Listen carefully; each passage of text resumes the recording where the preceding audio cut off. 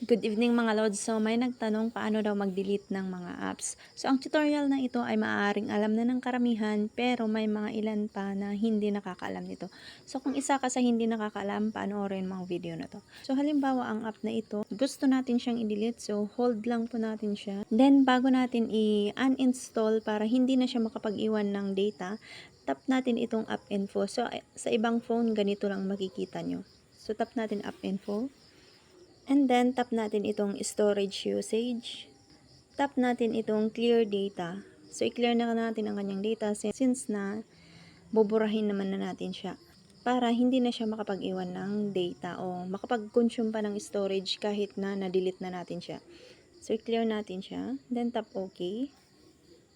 So, mapapansin nyo dyan yung kanyang data ay nag 0 byte na po. So, kasama na dyan yung cache. So, back po tayo. So, i-delete na natin siya. Para ma-delete natin, tap natin itong uninstall. And then, tap OK. Ganun lang guys, then deleted na po siya.